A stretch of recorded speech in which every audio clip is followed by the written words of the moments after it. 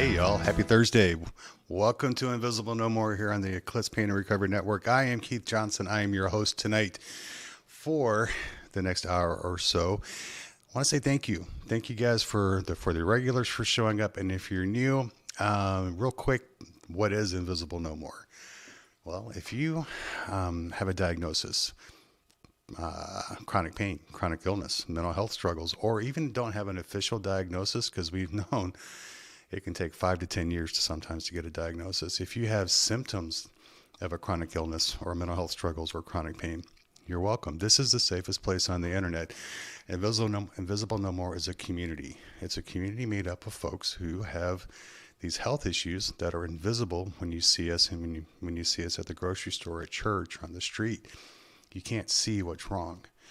So we understand what it's like hurting and not getting any kind of support in a lot of places, whether it's from doctors, friends, even family members, spouses.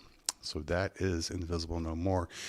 And it's a safe place, y'all. It's a place that you can vent. It's a place that you can cry. It's a place that you can celebrate victories, even just getting a shower, because there are people in this community that understand just how big of a deal it can be to get a shower. So that is who we are, and that is what we try to do. We try to just love on each other. We don't do anything like med shaming or treatment shaming. We celebrate whatever works for anybody. For some of us, that could be a nurse stimulator. For some of us, it's a pill. For some of us, it's physical therapy. It doesn't matter. The goal is we come together, we share our lived experiences so we can learn from each other, so we can be a little bit better. And tonight we have an invisible with us. Jamie is going to be joining us. Kevin, can you pull Miss Jamie up if you would, please? Well, before we did that, we had a little bit of housekeeping. Okay. Oh, we want to talk about what Katie's doing. Well, we got an ad to present to all of our wonderful viewers out there. Okay. Care to roll? We can do that now. Yeah. All righty.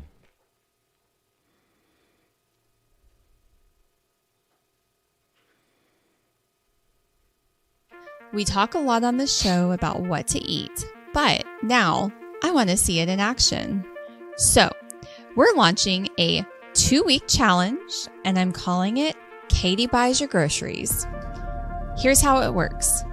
For 2 weeks, I want you to focus on building balanced, sustainable meals, getting in protein, fruits, vegetables, just like we talk about here on the show. Nothing perfect, just real life. And I want you to show me. You can take a video of yourself with your meal plan, your grocery hauls, your meals themselves, whatever works for you. If you post these videos on Instagram and tag me at my handle that we've put here below, you get 2 entries into our giveaway. If you want to keep it private, that's totally fine. You can DM me the videos and you'll get 1 entry into the giveaway. And one more thing, I want you to share a takeaway from this challenge.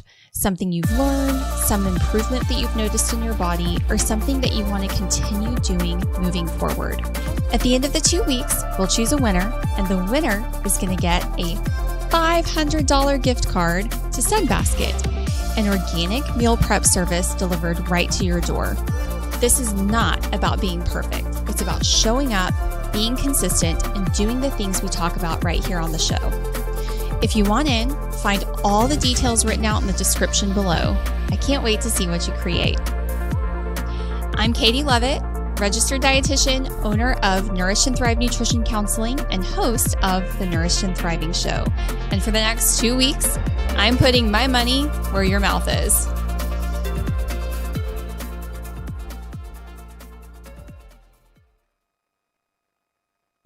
Obviously, Katie has a bigger budget than we do at Invisible No More. Because I can't spring for your groceries. $500. Holy crap. Ain't that amazing? That is amazing. A month's worth of food. A month's worth of food just for posting what I eat. Boom. I could just continue. I'm not going to go into the whole burrito scenes again. But anyway, so that's cool. I'm glad she's doing that. That is awesome. So yeah, keep an eye out. And if you're not catching Katie on Wednesday nights, and that her and Jose on Tuesdays and Dr. Lake on Monday nights, we're the entire package. Pain doctor, strength coach, physical therapist, and then nutrition. Then you have us coming in to round the week out on Thursdays. So, but like I said, we have a guest tonight. We have Miss Jamie. Jamie is a great person. Jamie is just a hell of a person. It hurts me to know that Jamie is a card-carrying member of the Invisible community. And there she is. Hello, Miss Jamie. How are you doing tonight? Jamie, you are live. Oh, I Good can't to hear. see everybody. There she is. Okay, now I can hear. So Okay. there we go. Thank you for taking time tonight for hanging out with us. For sure. You're- Absolutely. Your story is incredible, and we're going to get into your story tonight, and how you've transformed from where you were to where you are now, and how you've opened up your toolbox to add certain things into your toolbox to help with your pain and help when you just live, right? And your drive to help people, not just yourself, but others to be better. And I can't say thank you enough for taking time tonight. So Thank you guys for listening and showing up, and everyone in this community. I love this community. It's awesome. The acceptance, the love. I mean, right there, that is medicine. you're seen, So- you're seen, you were heard, you're loved, and you're not alone, right? That I is, love the way she put that. That is. That is medicine, you know. That's what we do. And it's so much validation here. I may not have walked in your shoes, but I've met bad doctors like you have before. I've fought pharmacies, just to a certain extent, and I've had family not get it. Right. Yeah. And we talk about how it's not all, it doesn't have to be chronic pain patient to chronic pain patient to understand or to learn from each other, Right. because folks dealing with mental health struggles, their families don't just, if you're depressed, get over it, right? And that just doesn't happen that way. And the same thing with people with chronic illnesses. If we don't have that extra hand out of our forehead, right, nobody's going to stop and say, hey, what's wrong? Yep. And plus you take all of the things that we go through as invisibles, we mask, and we mask so well. Nobody can ever actually see what's going on the inside. Yeah. So, if I may, what makes you, unfortunately, a card-carrying member of this incredible community? Okay. Well, let me just tell you, I'm Jamie. I live in California. I grew up in the Valley, so I'm a Valley girl. I did ballet, tap, and jazz my whole life, 10 years, did the point, was very, very active all the time. I worked with kids at a camp. I did the acting modeling thing in Hollywood and saw that toxic industry and said, oh, I don't want to continue with that. So I went into child development and I became a preschool teacher. Well, come years down the road, I worked with children with special needs, and then I became pregnant.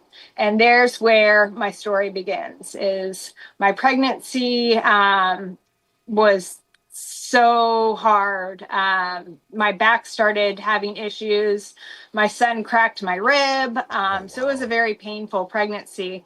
And then as I progressed, my pain started to increase. And after birth, then it started to increase even more. And I was diagnosed with degenerative disc disease from the scans that the doctors did.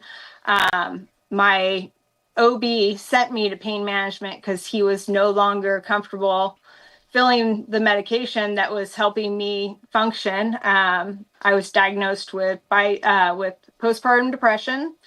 So I had pain there, pain in my back, seeing 2 different providers, and both of them doing 2 different things to help me, but made everything worse. The endometriosis was what they suspected, but you have to do surgery for that. So that was more trauma after the C-section on my body. And then the pain management was trying to address the degenerative disc, and their answer was, hey, well, let's start off with these injections. And I was getting these injections 7 times in 1 year. And then they went on to RFA and the nerve blocks, and they told me I had facet joint syndrome. personally, I don't think I really had any of that. I truly believe I have EDS, but it's never been diagnosed. So it would make the most sense for me. But I can't go back. So they were treating me that way in pain management. After 2 years, I ended up 250 pounds and bedridden. I think we And have, so I think we, yeah, I was gonna say we have some pictures of you when you were back then, and that's you standing up holding the little one there, right? Yeah. So they put me on Lyrica. Or first they tried gabapentin, did nothing for me. And then they put me on Lyrica. And that's when I started gaining the weight. And then the steroids on top of that, gaining more weight. Oh yeah, there's my boy. Started gaining more weight. And then by the time it was probably 2 years went by, and my primary's like, wow, like this is not working. Like, and I would tell the pain management doctor after every injection, after everything that they tried to do for me, hey, I didn't get any relief. I had a week full of just laying on the couch and being in worse pain than I was before. But I felt like, hey, he was like, well, you know, you got to do these to get your meds, pretty much. Didn't say it in those words. The blackmail. But that was the, you know. It's, you know, Dr. Leek talked about this just this past Monday about how patients feel we are blackmailed. We are coerced into quite often getting injections, steroid injections, so the doc says they can justify writing a pain med script, right? Yeah. And I don't remember who it was. Somebody said they had 17 injections done, and Leek, he was like, 17? Like after 16, you're convinced the 17th one is going to do the job? Really? Yeah. You know? Yeah. And so those never helped me, and they only made me have more pain. Right. But I want to get in real quick though. They do help people. Right. Right. Absolutely. They do. And if they help you, and if it's for that reason, awesome. More power to you. Like, what I had, it wasn't helping. It didn't work. Because I'm scheduled to have some done like the last week of this month, right? And I don't know if they're going to work or not. I don't know if he thinks they're going to work or not, but we're going to try them because it's the least invasive. We're going to start least evasive, least dangerous, right? Or not cutting me open, all the way down to surgery is where we're going to go. And I want to start here in case we can stop here, right? Yeah. That's just my thing. True, because that episode of Keith Tries Surgery. Yeah. No, that ain't happening. Yeah, we are going to film it. They're going to film when they do the steroid injections on me. So, yeah. Well, we filmed the other needles. What's one more needle stuck in me? But so you've got like I'm trying to picture, you've got like a pain doctor, and then you've got other doctors, and it seems like they're both, quote, doing their best to help you get better. Are they talking at all? Are they? No, and that's the thing is it was apples and nobody was talking or coordinating my care. I was coordinating my care, but I was also raising an infant pretty much by myself because I was my boyfriend at the time, who became my husband. You can see in the pictures. He wasn't capable of being a partner. Let's just say. Gotcha. He had a lot of narcissistic qualities, which made life even harder for me. And even though I was trying to do all the things that, you know, the doctors were telling me to do, everything was worse. Like I used to have to wear a brace because my SI joints would level me to the ground. Like I'd start walking and I'd just fall to the ground because it was so much pain. It'd be agonizing. Just to leave the house to walk around the block, I would have to hold onto a stroller. Like my joints, and this is what the physical therapist was like, oh, you move so easily, we can manipulate you right back in, but then you walk out the door and it's right back out. It's back again. So it was kind of counterproductive to keep doing that because it wasn't helping. And they weren't saying, hey, do these exercises or, you know, try this diet or any of the things that I had to learn about on my own to get better. So that was a spiraling time for me, where I felt like, okay, I'm doing what they tell me, but going downhill. So I had to learn health literacy. Yeah. I had to learn how to question without being, and I have ADHD. So learning to question without sounding argumentative is difficult. It's difficult. It is so damn hard for me to do pain. that. You know? Yeah, when you have heightened pain, it's just like, I'm not trying to be emotional, but I'm emotional. Yeah. And you really have to like learn how to harness and control that. And that's taken me 18 years to learn how to facilitate and regulate my nervous system and regulate, you know, my emotions. And those are the things that I found on my own, but no doctor could do it for me. Mm-mm. Like I had to do the work myself. Where do you start? I tell people it's almost like we have to humble ourselves when we go into certain doctors' offices to have a conversation with them. And the immediate and valid pushback I get, I don't have to humble myself. It's my pain. I know what I'm talking about. I have valid questions. Yes, I understand that. I do. But if you go in, you know, just yelling and screaming, you're not going to get respected, and they're going to push back even harder. It's like, don't ask yes or no questions. Ask long questions, right? Make them come up with an answer. Go in, deep breaths, be humble, and say, what do you think about this? You know, and that's one of the hardest things for an invisible patient to do, because we do know our bodies better than these specialists know it, right? And so when we get questioned or we want to try something, what do you mean we won't try this, right? So, and you can tell me, we can skip this conversation, but when you're going through all this stuff, what's the mental aspect like? Because it had to be tough mentally when you're. Oh yeah.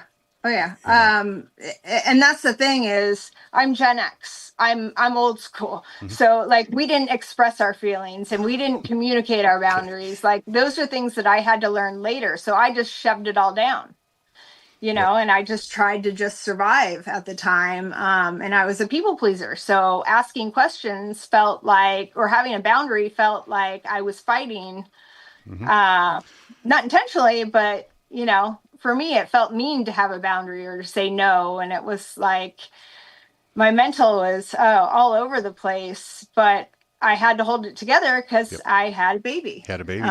It's funny. You said we don't know how to express ourselves. I look at it, I don't know how to express myself correctly. Because I know how to express myself. It's just Katie barred the door, because once I start expressing myself, all hell's going to break loose, you know, if I don't do it correctly, you know? Yeah.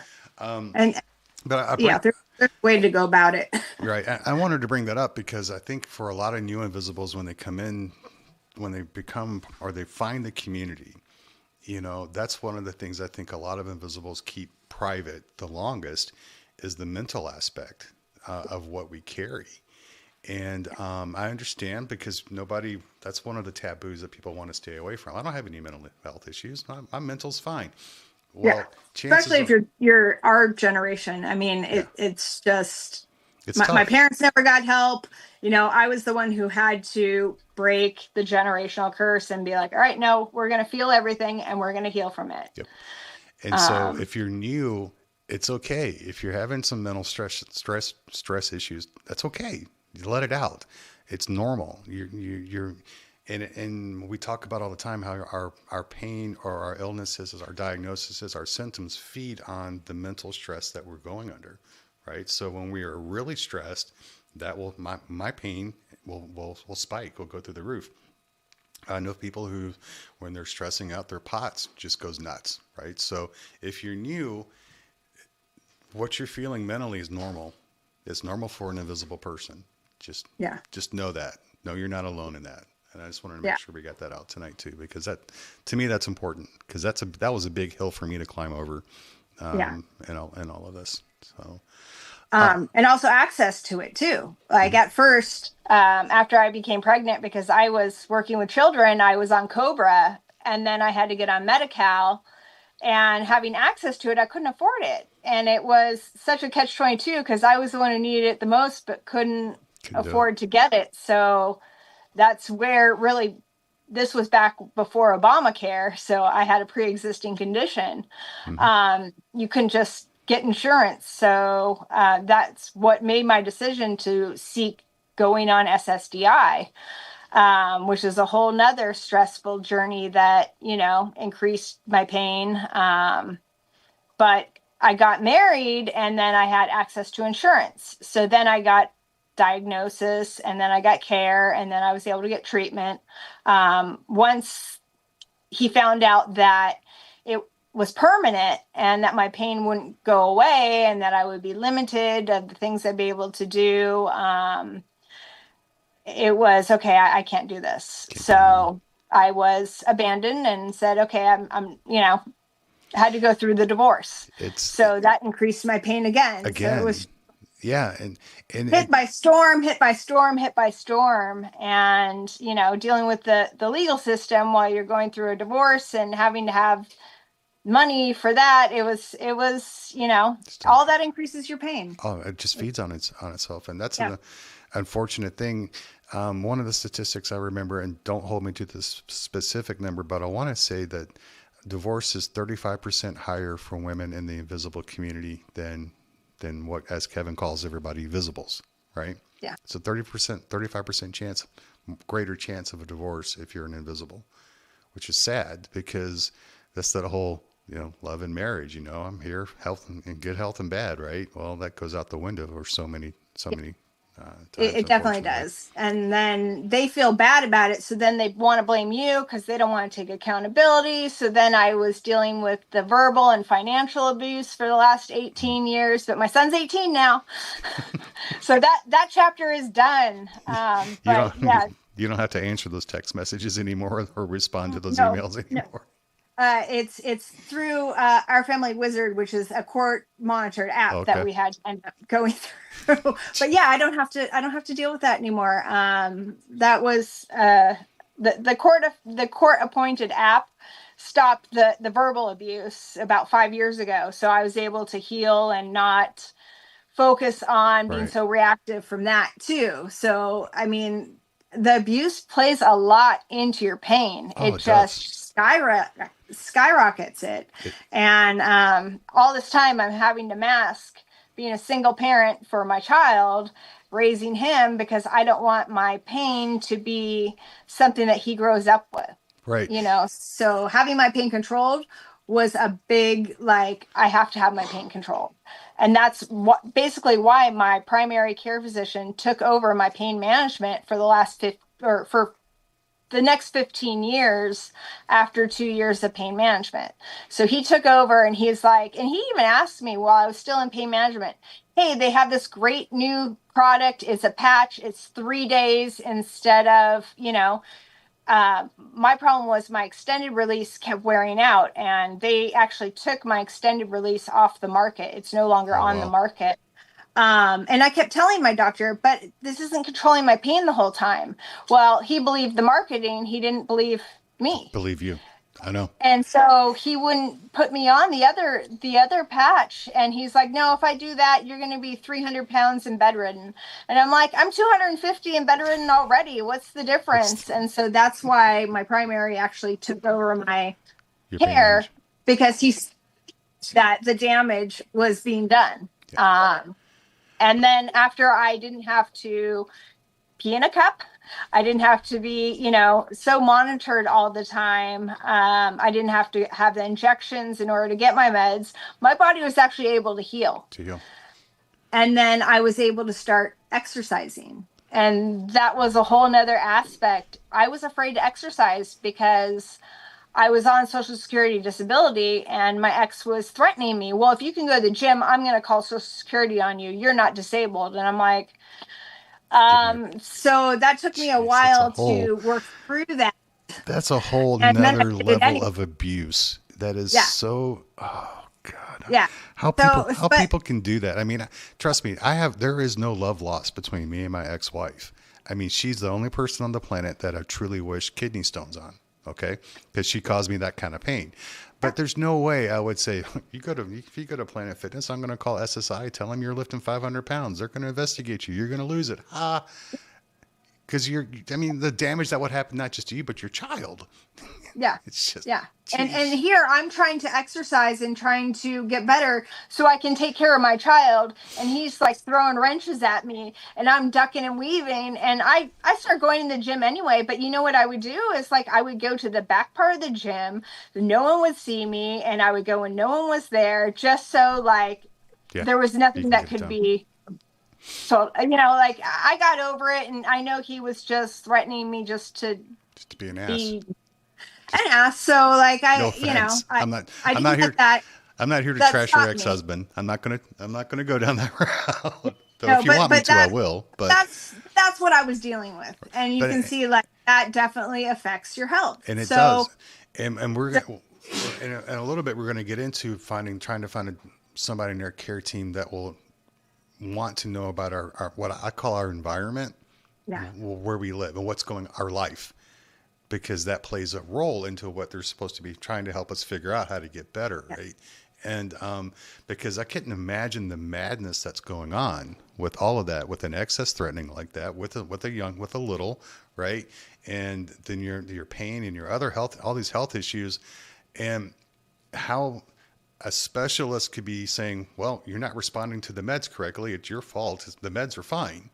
pretty much. Right. And it's just Yeah. all this stuff is building up. And it goes back to what I was saying to anybody that's new. If you're dealing with all of this and you have some mental health crises going on, it breaks my heart that you do, but that's okay. That's to be expected. Find somebody to talk to, a therapist. Message me, Jamie, message somebody that you see in this chat group, because the people here get it. And because mental is just as important because it feeds on each other. I remember part of your story. You were on like 10 different medications. Oh, I was on like 27. Oh, 27 at one time. Yeah. Yeah. Like I was on 27 different medications and I was finally like, so this is the part of my story where I had to put up the mirror and I had to say, okay, what am I doing to contribute to my illness? And I had to take that personal responsibility, whether it was the medication I was taking, whether it was the food I was eating, whether it was the habit I was eating, whether if I was engaging with my ex and creating more drama just by engaging and not gray rocking. Like I should have just, and not engaged, but it's really hard when you're trying to parent a child. Exactly. So I still had to engage, but I really did try and take back my power and be like, hey, I have to consider everything that I'm doing to contribute to my illness. And I don't understand. Weaning off the medication was my first step. I don't understand how anybody could think that 27 meds could be okay without having counter indicators somewhere Seriously. down the line. Right. Well, and that's the thing is like I would go to a different doctor, I would get a different diagnosis and then a different med. And it was just like it kept going, you go round and round, but none of them were getting to the root cause of what was going on and why I was having so much pain and the best practice to what to do about it. They'd say, oh, you need to exercise. Okay, but why? Like they never made it meaningful for me. So I actually had to understand what I was getting out of exercise to make it meaningful. But I think and that is regulating your endocannabinoid system. Well, I think a lot of people get to that point. It's like I don't want to call it a breaking point, but they get to a point where we can do one or two things. We can stay, and it's comfortable to stay. It sucks, but it's comfortable. We know it. We know what to expect every single morning. We know that, like with my previous pain doc, I knew what to expect. As much as I hated it, I knew what to expect. So I'm at this point. Do I stay here because it's comfortable because I know, or do I go here? And It's get busy living or get busy dying. And that's really kind of what it is. I'm going to have pain regardless. Yeah. So I can mitigate the pain because you're only going to feel your strongest pain at the time. So if you exercise or you stretch, I was laying in bed stretching. I was in pain, but I was mitigating that pain because I was only feeling the stretching pain. It would block out the other pain for that part. So you're like mitigating the pain of what you're doing, and that pain is beneficial. All right, so I'm going to have to say this. please do not start any new exercise programs or exercise or stretching programs without consulting your doctor, or at least telling him what you're going to do. This, everything here tonight. Don't do what I did. Yeah, everything here tonight is for entertainment purposes only. Yeah. And consult your doctor before changing any kind of med plan or physical plan. Okay. Yeah, nothing that I do is not medical advice whatsoever. So- It's just what I intuitively knew to be right for me. But this is what we do. This is why we share it, though, is so we can bring things to doctors, or we can bring things to a care team and stuff like this, and say, hey, you know, she realized that the stretching hurt, but it didn't. It was a new type of a pain, kind of a growth pain versus the existing pain that was already there. And Well, I did ballet, so it was like something that I had already known. Mm-hmm. And I knew my body and I knew how to do these exercises. So it wasn't something new I was trying. It was something old I was going back to. Right. But what I And mean is when that. you had been sedentary for so long and then you start stretching again, that stretching pain isn't like your chronic, to me, wouldn't be the chronic pain that I normally feel is what I meant. Yeah, for sure. For sure. So you're on 27 meds. I don't know why I was thinking only 10. Cripes, 27. Even 10 is a lot. Even 10's is nuts. 27 meds. Nothing's working because no team is looking at Jamie the person. They're looking at Jamie. I'm only responsible for her right hand. You're responsible for the left hand, you know? So I don't care what happens. None of that. I mean, it's just a nightmare. Nothing like that. And so my doctor actually took over everything. So he said, okay, I want you just coming to me. So I went to him for all my medications. Your PCP, and that's when right? I started.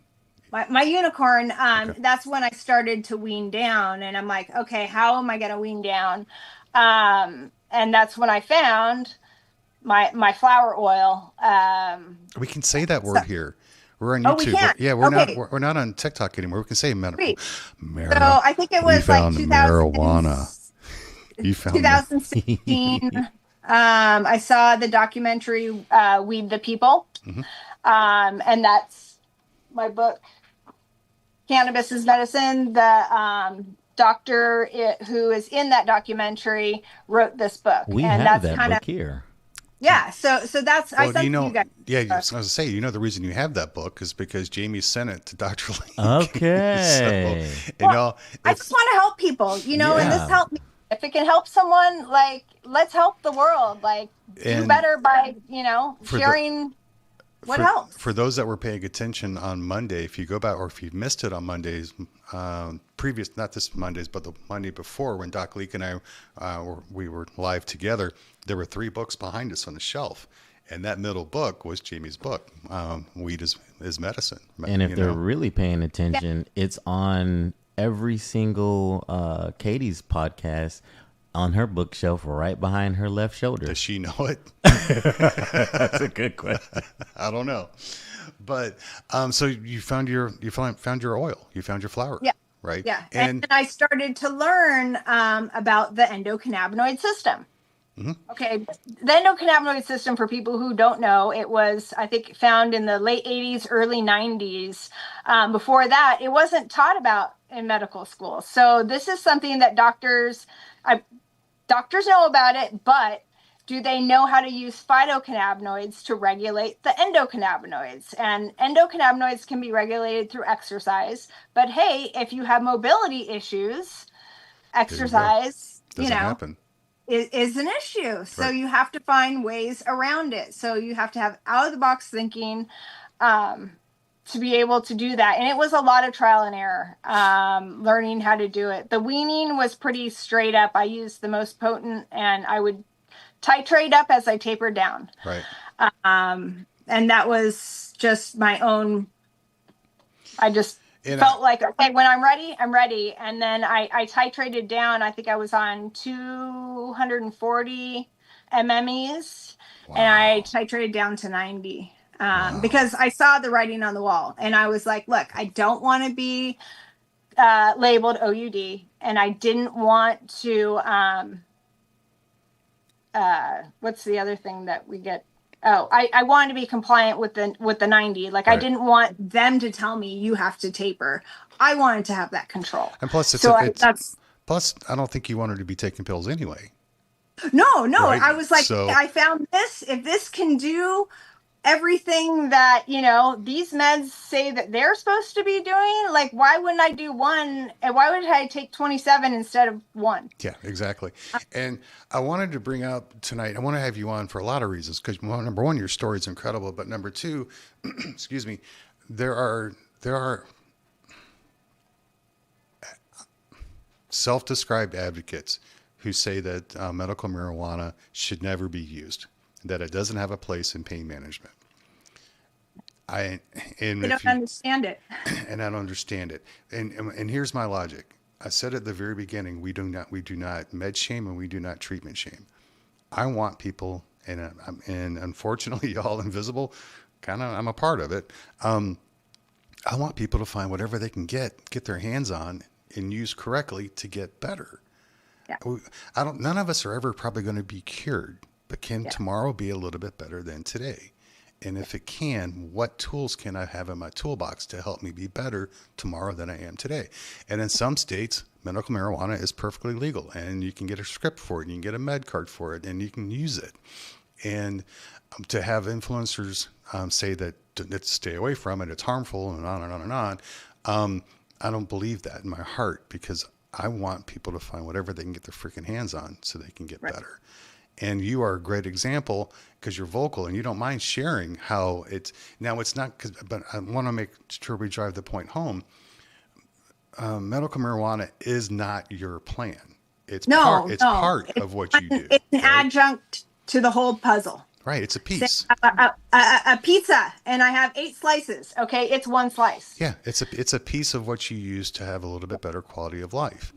And it helps me before I exercise to use it so that way I can turn off that whatever that makes the pain worse. It turns that off for me so I'm able to exercise. Right. And or afterwards I use the CBD and the CBG for inflammation. So it can be used all different ways and there's all different kinds. There's no two are the same. So if someone says, hey, it doesn't work for me, well, that I always say, okay, was it full spectrum and what was your dosage? And I think this is kind of a part of it too. A lot of us, even Gen Xers or even older than Gen Xers, but Gen Xers specifically, ditchweed, right? Everybody knew what ditchweed was. It was the worst thing you can find. Nowadays, y'all, I tell you what, you go to Las Vegas and go into a dispensary. There's probably 150 different strains of this stuff on the shelves, and they're all marketed. One's to get the buzz, the high out of it. But then on the other end, you have a whole wall full of stuff that's specifically designed for disease and pain and depression management, right? Yeah.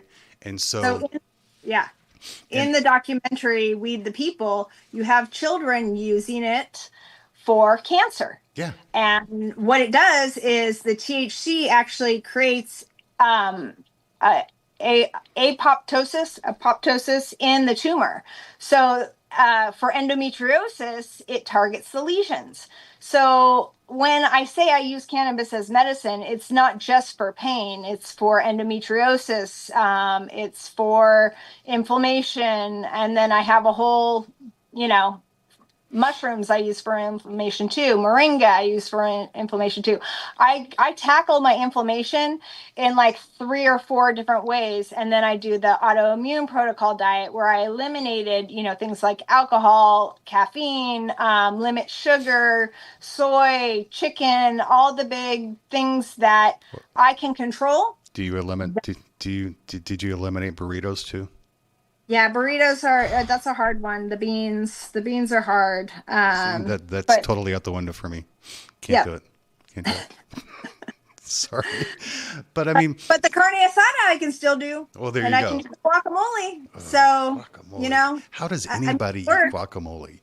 That looks like the remnants in a baby's diaper. I just cannot do it. I just can't do it. But what I love about you is you're just this fountain, not just on the medical marijuana stuff, but on the other diets and stuff. I caught a live, I talk about Katie's live, her nutrition live that she does on Wednesday nights. You guys were having a discussion of putting mushrooms in your coffee. Yeah. So mushroom coffee is a great substitute. Like I had to eliminate coffee. So there's a whole nother part to my story where where I was exposed to mold 2 years ago when I moved into this apartment, and I had to eliminate anything that could have mycotoxins. So I had to learn like I had to self-teach. I'm an autodidact, so I teach myself things all the time. So I had to teach myself, okay, what do I need to eliminate? Coffee has mycotoxins. Rice is another one. So I had to I have to bob and weave a lot for my illness because I was just thrown into a whole nother illness that I was having migraines every day for 6 months straight. That has subsided, thankfully, but learning what foods can exacerbate your pain was a wild journey, and I never even thought that, hey, what am I doing to make this better, or what am I doing to make this worse? And that's diet why was I've a been huge part of it. And that's why I've been trying to get people to tune in to Katie on Wednesday nights. And for me, it was an eye-opening experience when Doc Lee first brought up this whole idea of doing all these lives Monday through Thursday. And then he's like, we're going to have Jose doing strength coach and physical therapy. I'm going to do Monday nights. And then a great lady, Katie's going to do, she's a registered dietitian. Initially, my initial response is, why are we having a registered dietitian part of this? And then I really started thinking about it, about what do I put in my body? Can I modify what I put in, right? And that's one of the things, y'all, if you're new to Invisible, welcome. You know, you get this stuff. It's all free. There's no Patreon. There's no send money now to get more information. There's none of that. And then you get to meet people like Jamie here, and then you get to meet people like Jennifer last week, or whoever who has this wealth of lived experience. And while what she does with her diet may not work for me, I may be able to take some of it and tweak it, right? Yeah. I'm not going to eat the guacamole, and I'm not giving my coffee up. But maybe there's something else I could steal from you. But you can try mushroom coffee. Like there's ways to bob and weave, and finding MCT oil is like a godsend, and there's things that you can learn that'll help you, that you were just like, oh wow, I've had that sitting on my shelf this whole time. I never considered that could be used to help my pain. And so you just reach out but you have to have an open mind. You have to have an open mind, and it goes to what we were going to add to it, the toolbox, right? Or a toolbox. It's really a toolbox. It's what we have. How many things do I have in it that can help me get a little bit better? Right. And that's what drives me nuts about these influencers who say there's only two things. Only do two things. That's only acceptable. Well, that's silly. I'd love to have 100 things in my toolbox that could help me, because I know the way that as much as I love these groups that are going to Washington and they're trying to get laws passed and they're trying to get things changed, great. I love them and I support them 110,000%. But the way things are going, I'm afraid they're going to still be doing cuts in productions of opioid meds for until infinity, until they pretty much zero them out. So right now, people are having problems going to pharmacies to get an opioid, a script. So I had that. Yeah. So we haven't even gotten into the pharmacy issues yet. I haven't even gotten to the pharmacy issues but so what do you do if this is the one thing that you rely on, because that is your toolbox is your OxyScript, and you can't get it? What do you do? So yeah, let me tell you about 2023, my pharmacy that I've been with I've been with this pharmacy for 15 years. Since they opened, I was with this pharmacy, and they said, sorry, we can't take your prescription from your primary anymore. And I'm like, oh my God, I have to go back into pain management. Like it was like I had so much anxiety, and then I went into pain management, and pain management was like, oh yeah, no problem. We're not going to force injections on you. It's all good. Yada, yada, yada. A year goes by, and then it wasn't the doctor. And it's very, very interesting the way that they have the office set up. It wasn't the doctor who told me this. It was the nurse. and the scheduling nurse. And she's like, look, we either have to do an injection or we have to taper you. And she's telling me this in the middle of, not in a closed room, in the middle of a waiting room in front of other people. And I'm just like, and I'm like, and why? And she's like, it's to get the DEA off our backs. So I said, okay, well, let's do risk versus reward. I don't want to taper because that's going to be the rest of my life on a lower medication. When I've already tapered down to the 90, I wasn't doing it. I know my body. So I said, okay, go ahead and you can inject my hands with that. What was it? The lidocaine. And I'm like, go for it. But I'm telling you, I have bad reactions. And because of the mold, I was reacting to all kinds of weird things that I had never reacted to before. So they do the injection and the doctor's like, oh, no, you don't have to do that as he's doing the injection. And I'm like, well, no, I was told that I had to. And he's like, oh, no, like playing it off. And I'm like, okay, so either she lied to me or he's just trying to back out of it. And I had straight up, it was probably what we talked about the other night, the nocebo effect. Well, straight up migraine right after the injection. I had a whole body pain flare. It just was a nightmare. So ever since then, that doctor was like, okay, well, you can do physical therapy as an adjunct and that will cover our documentation for the DEA or whatever. So they've allowed that. So, but in that transition time in September of 2023, after I just started with this pain management for like 3 months, I was there. The pharmacy I was with was like, oh, we're experiencing a national shortage. We don't know when we're going to get your medication. Yeah. And so of course, I had already tapered down and I had squirreled away because I didn't need as much then. But then all of a sudden I'm exposed to mold. So I needed my script. Yep. So I did have a 2-week supply squirreled away. So I was able to stretch that out. But there was a week there where I didn't have any breakthrough pain meds. And so I went 30 days until I found another pharmacy that had it in stock and was able to access it. Well, you've been fired by 3 pharmacies, haven't you? Yeah. So the first one was like, they had the national shortage. So I went to the next one. The next one, my insurance stopped contract with them mid-year. And so all of a sudden I was bounced out of them. And then I went to Express Scripts because my insurance is like, oh, yeah, they'll take you, no problem. And that's the mail order. Well, I was with them for a year. They're filling it, no problem. There was times where they were like 5 days late from me getting my prescription. So it wasn't every 30 days I was getting it. It was, some months it was every 35. Right. But I made it work. But you were getting something.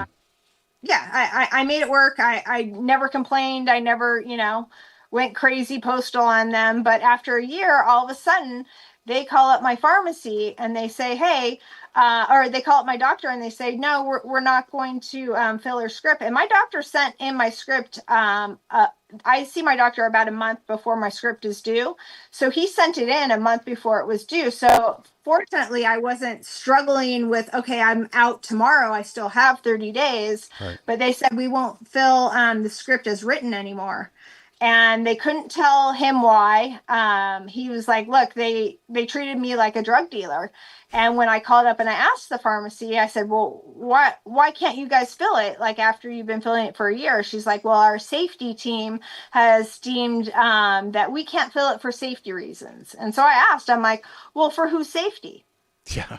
Because it clearly wasn't for mine, because if I don't have this medication, I'm being harmed. Yeah. She couldn't tell me any more than for safety reasons. But she's like, if you want us to keep filling your prescriptions, you're going to have to taper. So now she's giving me medical advice. Jeez. And I spoke with my doctor and he's like, no, why would we taper you? You're doing great. Like that would harm you. Yeah. We're not going to do that.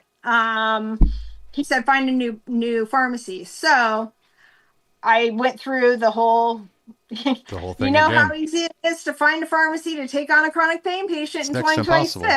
Yeah, here. Yeah, Well, so I went through all that, and I ended up at Costco. they So yeah, they even the small town I'm in, we have a couple of mom and pops, and then we have HEB, which is the big grocery store chain here in Texas. Then we have Kroger, and then we have Walmart. And so when I ran into it last year where they couldn't get it, I called HEB, I called Kroger, I called Walmart, I called all the other mom and pops, and Walmart was the only one that was honest with me. And she said point blank, we are only accepting acute pain meds scripts only. We are not accepting any new pain management patients because if we can't guarantee that we can get our current patients meds. And she's like, she's like, I know the pharmacist at Kroger and HEB. That's the exact same policy there. That when they're telling you they're not accepting patients, that's fine. And so, I treat my pharmacist like gold, you know, because they put up with me, right? for sure. Because not only do I get opioids filled there, but my insurance doesn't pay a penny towards any of it. So I'm a cash paying opioid prescription user, Gosh. right? So that's like throwing flags up for them. Yeah, And that's Flag City. yeah. Yeah, awful. Before we get out of here, I want to touch real quick. You and I both have a really strong feeling about something that involves doctors. And we mentioned it earlier. It's about finding somebody on your care team that knows you. Yeah, That when they get handed a file and they're walking down the hallway full of exam rooms and the PA or the tech hands a file and it says, for me, Keith. They don't see Keith bad back. To give them the impression, oh crap, another old dude with a bad back. They see Keith. And it's like we were joking before we went live tonight. I was joking with Dr. Leake earlier. It's like, I want you to see Keith. And your next immediate thought is, what the hell is he doing here? Why is he back? What's wrong with him now? That's what I want from you. Instead of, it's another bad back patient, yeah. Or this is a risk for me taking on this patient. Exactly. And it's because I've been able to develop this relationship with Dr. Leake. And it's the same thing with PCPs in the past and other doctors. I want them to know that my diagnosis is not just a physical thing, it's a life thing. And I want them to know that while my pain is getting better, my pain is still causing XYZ outside of this exam room. I want them to I guess the way to put it is I want them to know me because I want them to have some kind of skin in the game. Does that make sense? Yep. To where You have that connection. exactly No. the connection. Otherwise, you're just a number, and it's a lot easier to say no to a number than it is to a human that you've connected with. Exactly. And part of Invisible, if you're new, is we help people try to find ways to have a connection with at least somebody on their care team, preferably your specialist, right? But somebody in your care team who, yes, you have a bad back, but how is his bad back affecting him at home? Or his, how does, yeah, their work, their outside life, and stuff like that. And it's the same thing as like, don't tell your doctor that your pain level is an 8.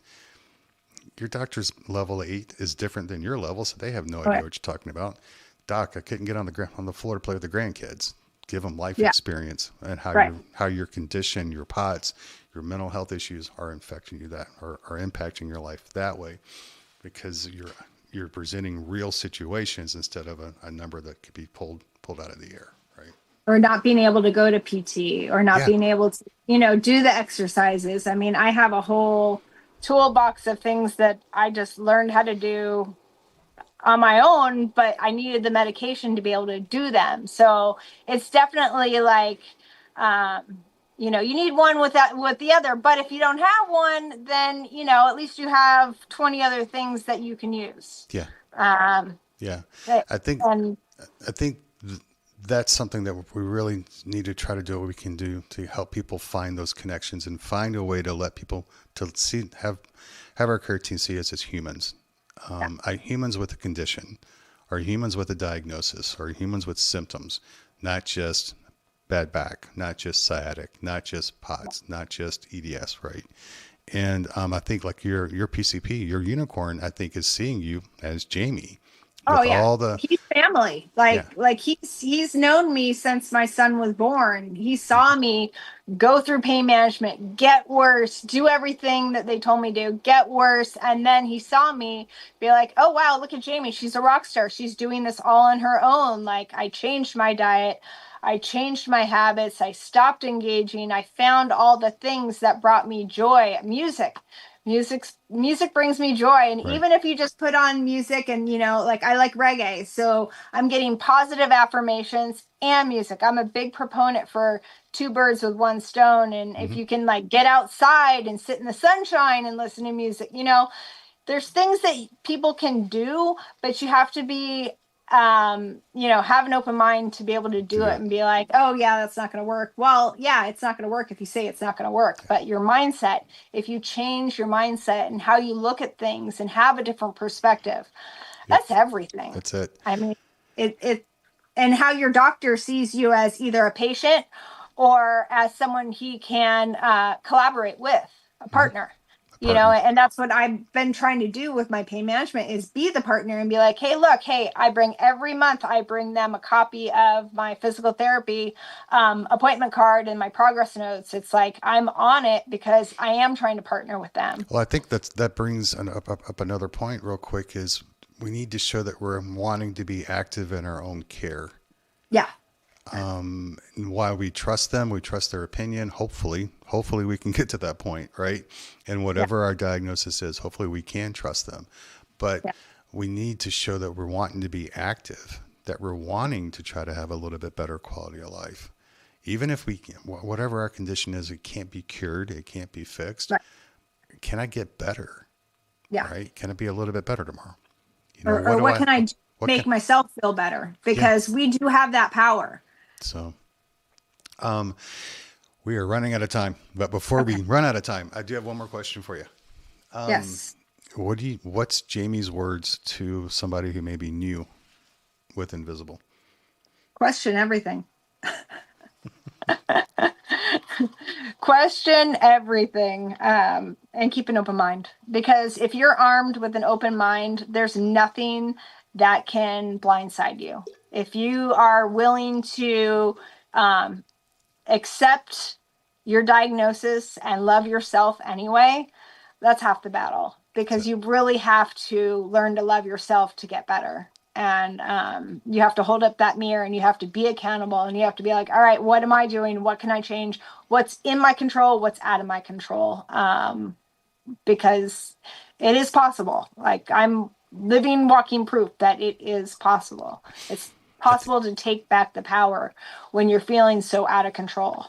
I think you are a perfect example of that. I think you are a perfect example of things can be better.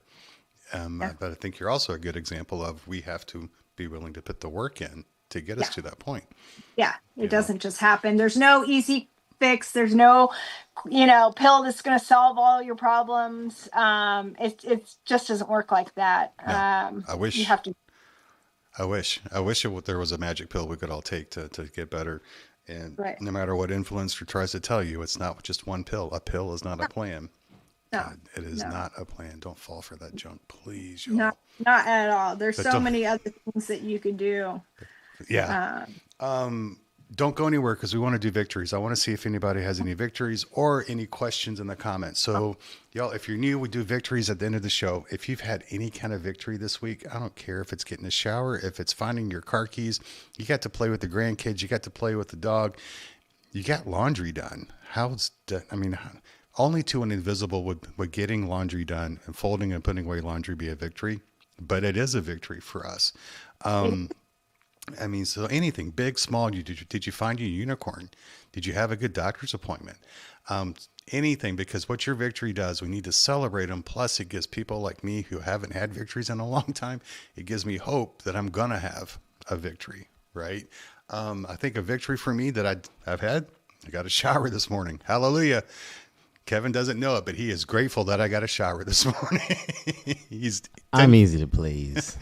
I'm easy to please. He's 10 feet away, and had I not gotten a shower, he'd have been 30 feet away. Nah, I'm a running man's the man. controls from the next room I over. like camping too much. Yeah. But if you had a good doctor's appointment, or if you have questions for Jamie, throw them out, because we want to.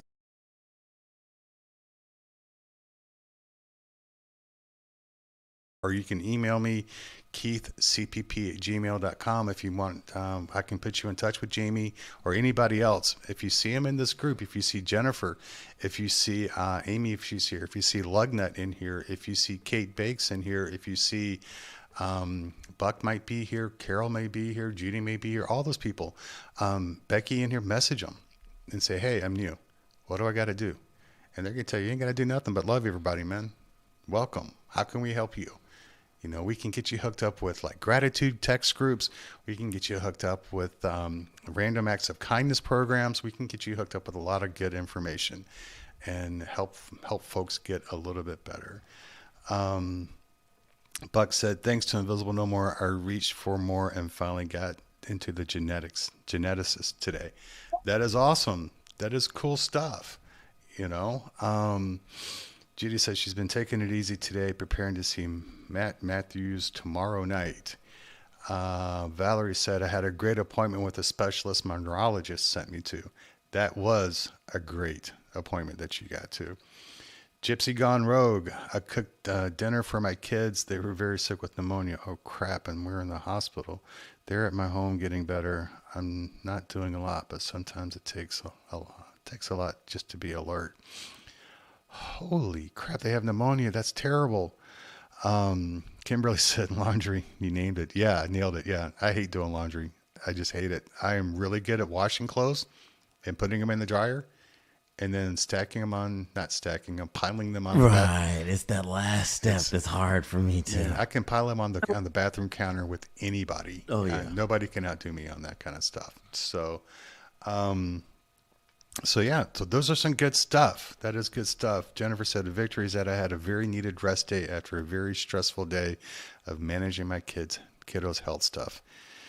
And y'all, she ain't joking when she had some stressful days with managing some health stuff. Erica said, I'm finally up and moving after having my son's wedding reception on Sunday. Got the sheets off the guest beds and washed them, and they will get on another day. That's it, exactly. And I got to see my first grand play t-ball. There you go. That's the kind of stuff. Visible people, normal people, they don't see that as a major stuff, man. But for anybody that's invisible, that's dealing with chronic pain or chronic illness or mental health, that's the kind of magic stuff that really matters. And that's why we try to get people to develop relationships with doctors when they can, so we can get the ability to do this kind of stuff. Absolutely. And I understand finding a good doc is not easy. It's damn tough. Been there, done that. If you want me to share my opinion story, call me, message me. We'll talk. I'll give you my opinion. My opinion and the butt story. I don't know. I can't say anything, but we'll share it. Finding good docs is tough, but you got to keep going. You got to keep trying. You know, so Jamie, I don't know if you jumped off. If you did, I want to say thank you one more time. I hope you had a good night. Are you still here? Is she still I'm here? Okay. Do you have any parting words, Miss Jamie? I just want to say, fill up your toolboxes. If you guys are looking for ways to, I filled up, my toolbox is going to be different than what helps somebody else, but fill up your toolbox. It will help you long term, and, question everything, read about, what you're going through, just Google it. I mean, I've learned so much from that it's led down other rabbit holes, but question everything, have an open mind, and, you never know what's going to help you unless you try it. And that's it. That's it. Yeah. Question everything. I would say Google, yes. WebMD, maybe not. Whatever works. I would say stay away from WebMD. WebMD told me I had 3 legs one time, and I still don't understand how I got that, but that's what was wrong with me. Well, there you go. There you go, folks. That was Jamie. Thank you for being here tonight. You guys. And y'all, thank y'all for being here tonight. Thursday nights are a blessing for me to be a part of. Invisible No More is a blessing for me to be a part of. And we'll be back next week. Next week, we're going to have Lauren. If you're on TikTok, you may know her as the Snarky Pharmacist. Lauren will be joining us next Thursday night to talk about some things that she's gotten accomplished at her job that are just really incredible for the pain community specifically. Plus, she has a lot of her life story is just is extremely powerful as well. If you have any questions, you can reach out to me. It's keithcpp@gmail.com. You can find me on TikTok or on Instagram. Just all together, just type in Keith, Keith, the letter N, Texas, and you will find me on social media that way. I want to say thank you to Kevin for being here tonight, sir. Thank you for Jamie. Always a pleasure. Until next week, y'all please be safe, and we'll see you later. Thanks. All right, I've got something really fun for you guys. We talk a lot on this show about what to eat, but now I want to see it in action. So we're launching a 2-week challenge, and I'm calling it Katie Buys Your Groceries. Here's how it works. For 2 weeks, I want you to focus on building balanced, sustainable meals, getting in protein, fruits, vegetables, just like we talk about here on the show. Nothing perfect, just real life. And I want you to show me. You can take a video of yourself with your meal plan, your grocery hauls, your meals themselves, whatever works for you. If you post these videos on Instagram and tag me at my handle that we've put here below, you get 2 entries into our giveaway. If you want to keep it private, that's totally fine. You can DM me the videos and you'll get 1 entry into the giveaway. And one more thing, I want you to share a takeaway from this challenge. Something you've learned, some improvement that you've noticed in your body, or something that you want to continue doing moving forward. At the end of the 2 weeks, we'll choose a winner, and the winner is going to get a $500 gift card to Sunbasket, an organic meal prep service delivered right to your door. This is not about being perfect. It's about showing up, being consistent, and doing the things we talk about right here on the show. If you want in, find all the details written out in the description below. I can't wait to see what you create. I'm Katie Levitt, registered dietitian, owner of Nourish and Thrive Nutrition Counseling, and host of the Nourished and Thriving Show. And for the next 2 weeks, I'm putting my money where your mouth is.